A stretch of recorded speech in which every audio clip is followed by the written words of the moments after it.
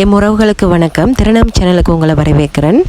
நிறைய நாளைக்கு பிறகு விளாக் எடுத்திருக்கேன். இன்றைக்கி வீட்டில் திடீரென்று எதிர்பாராத விதமாக கூழ் செய்தோம். ஸோ அதையே வீடியோவாக எடுத்து போட்டலாம்னு தான்.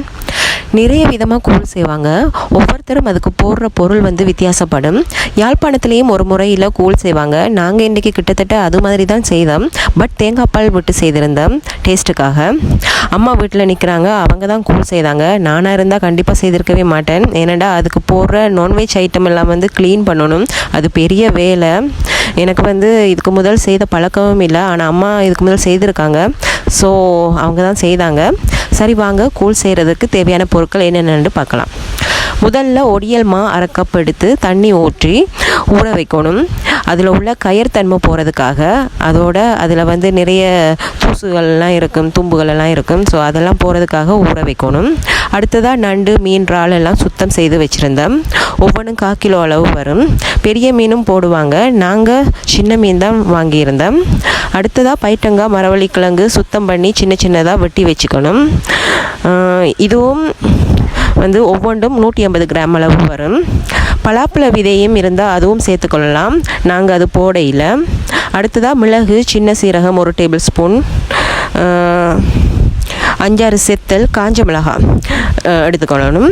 வெள்ளைப்பூடு ஒரு பெரிய பூடு முழுசாக எடுத்து எல்லாம் சேர்த்து இடித்து வச்சுக்கொள்ளணும். இப்போ எப்படி செய்கிறதுன்னு பார்ப்போம். கூழ் செய்கிறதுக்காக நாங்கள் பானை தான் எடுத்திருந்தோம்.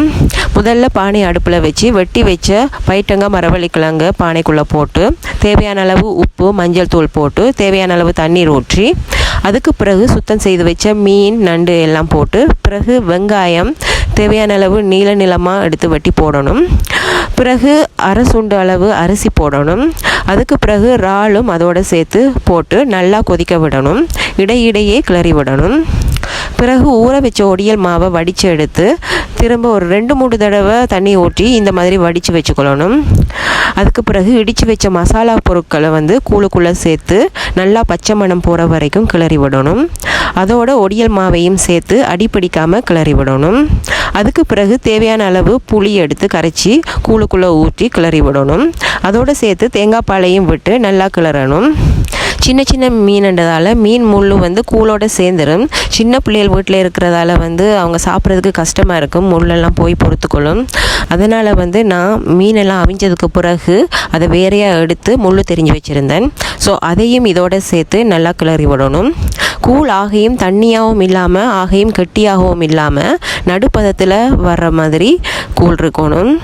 ஸோ இப்போ கூழ் சரியான பதத்தில் ரெடி ஆகிட்டு இந்த கன்சிஸ்டன்சி வந்த பிறகு ஸ்டவ்வை ஆஃப் பண்ணிடணும். இதை இப்போ நாங்கள் பவுலில் ட்ரான்ஸ்ஃபர் பண்ணி கூழ் சூடு ஆற முதலே இப்போ சாப்பிடக்கூடிய அளவு சூடாக இருக்கும்போது சாப்பிட்றணும். ஆற வச்சு சாப்பிட்டா நல்லா இருக்காது. டேஸ்ட் கொஞ்சம் வித்தியாசமாக இருக்கும். சரி, இப்போ டேஸ்ட் பண்ணி பார்ப்போம். சூப்பராக இருக்குது. நீங்களும் ட்ரை பண்ணி பாருங்கள். பிடிச்சிருந்தால் லைக் பண்ணுங்கள், மறக்காமல் சப்ஸ்கிரைப் பண்ணுங்கள், கட்டாயம் ஷேர் பண்ணுங்கள். Bye bye.